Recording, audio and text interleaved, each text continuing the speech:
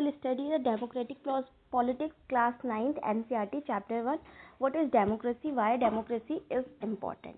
Okay, as the lesson refers कि democracy क्या है और इसकी ज़रूरत क्या है, इसके बारे में हम पढ़ेंगे. Now come to the first topic, first paragraph, overview. मतलब यहाँ पे हम कुछ बेसिकली ओवरव्यू होगा, मिलेगा हमें डेमोक्रेसी के बारे में. What is democracy, what are its features. This chapter builds on a simple definition of democracy. Means यहाँ पे हम क्या जान पाएंगे कि डेमोक्रेसी क्या है, इसके फीचर्स क्या है, और इस चैप्टर हमें क्या करेगा, सिंपल डेफिनेशन देगा डेमोक्रेसी का. Step by step we work out the meaning of the terms involve in this definition. Slowly हम जो भी टर्म्स इन्वॉल्व है डेफिनेशन में उसके बारे में पढ़ेंगे. The am here is to understand clearly the bare minimum features of democratic form of government. Why here we are studying about the democratic? Because कि इससे क्या होगा कि हम अपने गवर्नमेंट के फॉर्म को, जो गवर्नमेंट हमारा डेमोक्रेटिक फॉर्म ऑफ गवर्नमेंट है या non democratic form of government है, और डेमोक्रेटिक फॉर्म ऑफ गवर्नमेंट है तो क्यों ये बेटर परफॉर्म कर रहा है as compare to non democratic form of country, ये सब बारे में हम समझेंगे. After going through this chapter we should be able to distinguish a democratic form of government from a non-democratic government. Towards the end of this chapter, we step beyond this minimal objective and introduce a broader idea of democracy.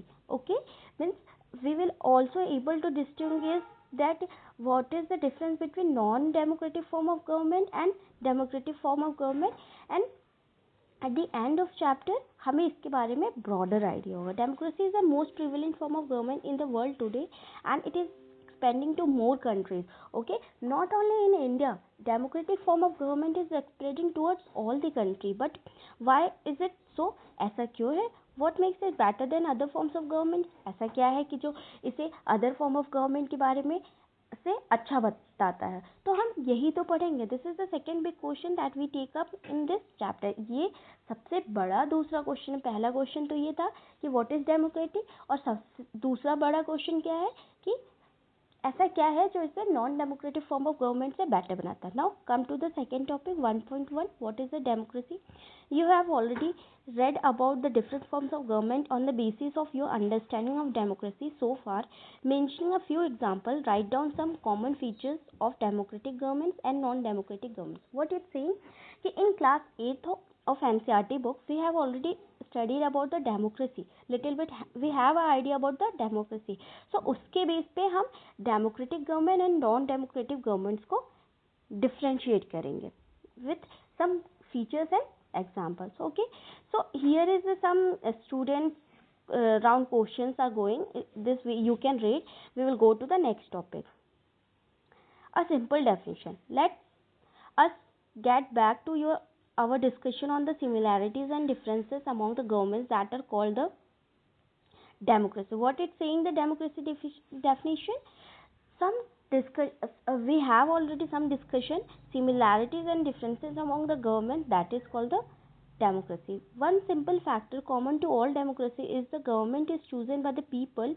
We would thus start with the simple definition. Okay, यहाँ पे हमें क्या जानने को मिला कि democracy में हर, चाहे वो कोई भी country democratic form of government को फॉलो करती है, डेमोक्रेसी में सबसे बेसिक चीज़ क्या है कि जो भी गवर्नमेंट रूलर होते हैं उसको कौन इलेक्ट करता है, people. Democracy is a form of government in which the rulers are elected by the people. Got it? It is a form of government. We can also define it. Democracy is a form of government in which the rulers are elected by the people. This is useful starting point. This definition allows us to separate democracy from the forms of government that are clearly non-democratic. Through this, we can easily distinguish to the other form of government that is non-democratic. Means non-democratic में may be जो rulers होंगे वो hierarchical होंगे. मतलब अगर king है तो उसका बेटा नेक्स्ट टाइम वहाँ का रूलर बन सकता है. बट डेमोक्रेटिक में क्या होगा, जो भी रूलर होंगे उसको इलेक्ट कौन करेगा, people. Got it. Now, the army rulers of Myanmar were not elected by the people. Those who happened to be in control of army became the rulers of country. People had no say in this decision.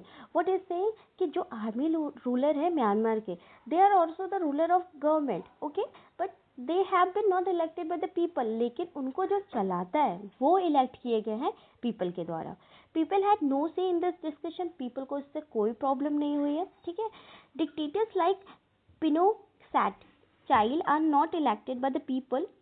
It's also given example of child.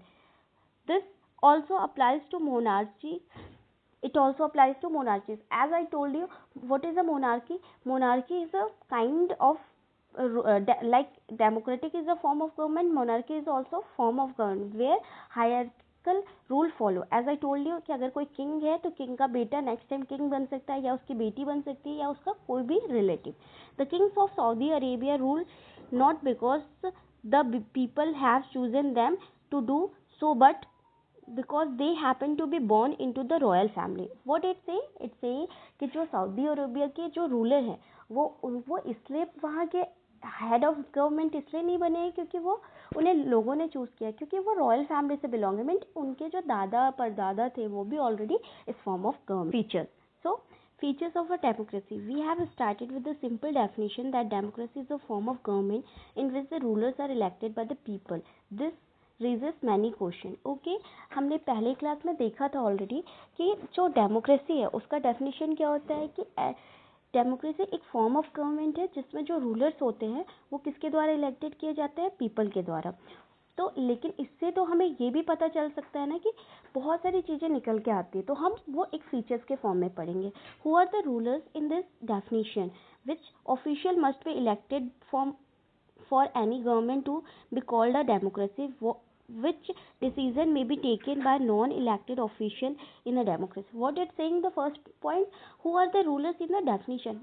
Means जैसे कि हमने definition पढ़ा कि democracy एक form of government है जिसमें कि rulers जो होते हैं कि वो elected होते हैं people के द्वारा. लेकिन यहाँ पे ये क्वेश्चन आता है कि people कौन है यहाँ पे?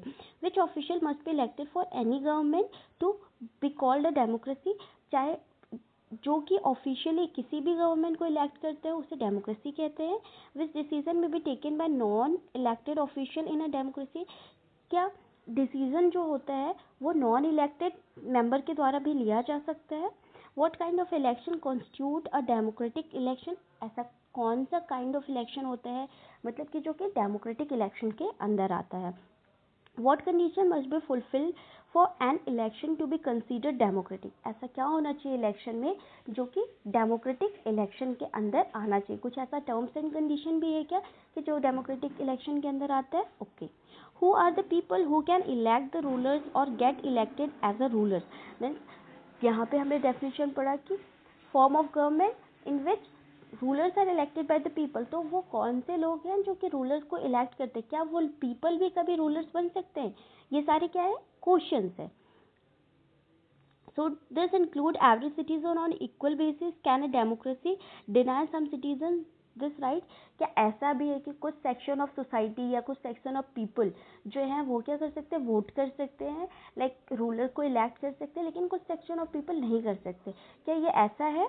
ठीक है. Finally what kind of form of government is democracy? Finally ये बोल रहे हैं कि कौन सा फॉर्म ऑफ गवर्नमेंट जो है डेमोक्रेसी में आता है. Can elected rulers do what ever they want in democracy? ऐसा है क्या कि सपोज हमने पीपल ने तो इलेक्ट कर दिया अब रूलर्स को, अब बोल रहा है कि ठीक है आपको जो करना है करो, ऐसा कुछ है क्या? और must a democratic government function with some limit? ऐसा या तो जो डेमोक्रेटिक गवर्नमेंट है, जो रूलर्स है, उसके पास कुछ लिमिट्स है काम करने को. Is it necessary for a democracy to respect some rights of citizens? Is it necessary for democracy to respect some rights of citizens? What I say,